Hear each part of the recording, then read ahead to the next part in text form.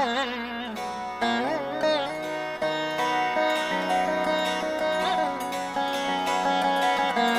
thrill of no. You can see when you tell children not to do something, they will be most tempted to do it. As long as you don't make anything about doing it or not doing it, they may not even be bothered about it. But the moment you tell them not to do something, they will be looking to do it. A small story. One man says, "I found 3 ways to get things done." His friend asks, "What are the 3 ways?" The man replies, "First, do it yourself. Second, hire someone to do it. Third, tell your kids not to do it. That's all. It will be done." Actually, there is a taste, a thrill in doing what you are not supposed to do. Most of the time, you develop an instant urge for something if you are asked not to do it. You feel a kind of joy or satisfaction by doing it. That is the basic tendency in every human being. A small story. Once a shopkeeper was trying hard to increase his sales. He tried various options like discounts, catchy advertisements, better customer service. Nothing worked. Then one day, he hung a black curtain on his shop window and made a small hole on it. Under the hole, he put up a board, "Peeping strictly forbidden." From that day, he saw crowds gathering at his shop, each one curious to peep through the hole to see what was there. His shop sales automatically increased because people now actually saw the variety of grocery items his shop carried. When you are told not to do something, the basic human tendency is to do exactly that. As a teenager, when you say no to your parents, you feel you have proved you are independent. When you say no, you feel you have proved you are somebody special, somebody different. As long as you say yes, you feel you are only a child.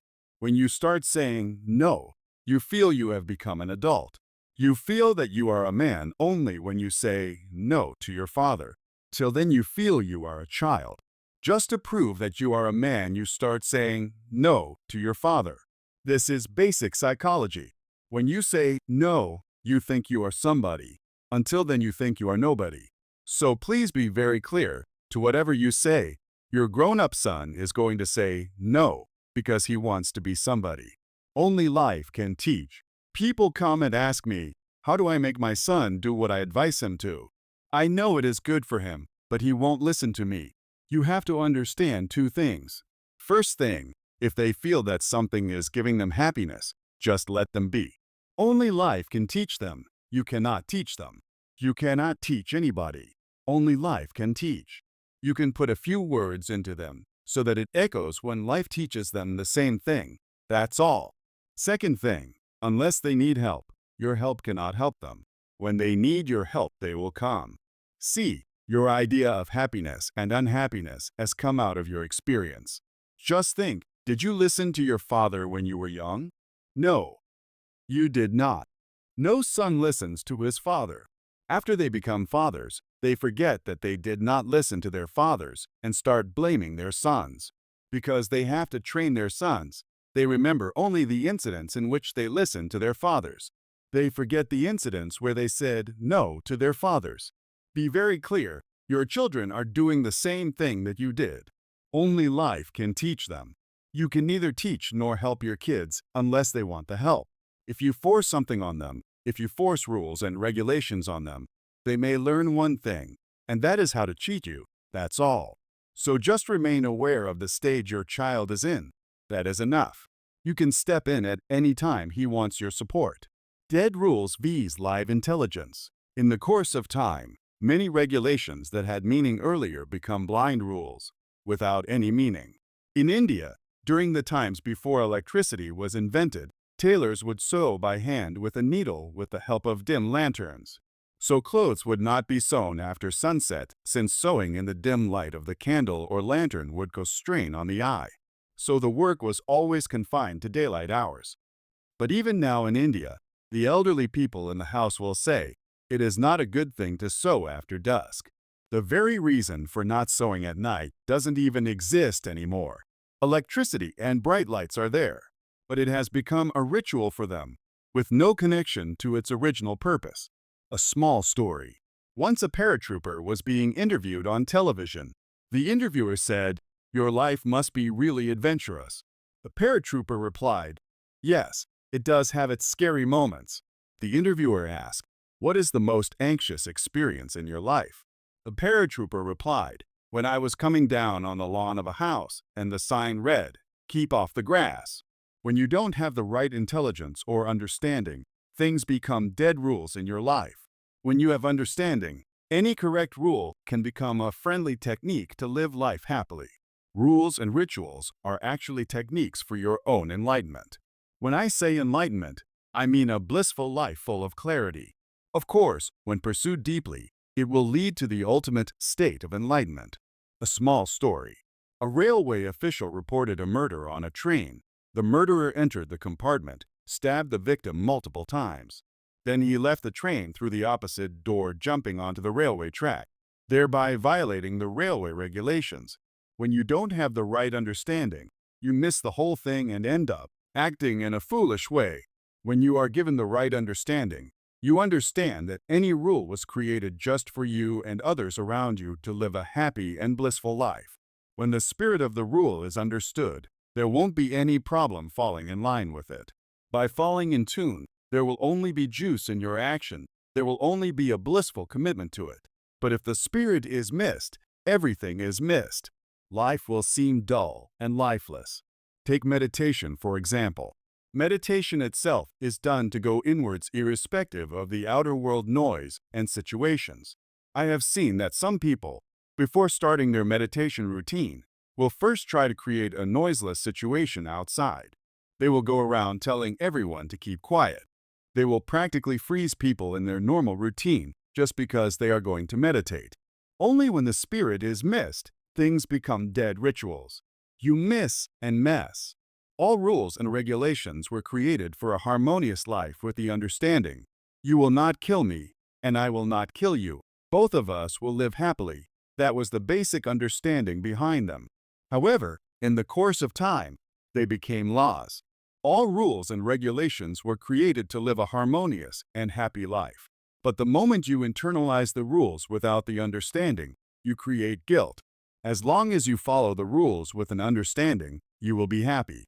When you start following the words instead of the spirit, you will start creating guilt. When you want to escape from the law, what do? You just catch on to the words of the law and drop the spirit behind them. Then you legally work around the words and escape from the law. When you catch the words, you become a bureaucrat and you miss the spirit. Only when you catch the spirit, you can be an intelligent being without guilt. Nobody can live life based on any law. One of the ultimate laws that is very difficult to understand is that nobody can live his life based upon any law. When I say nobody, I mean nobody.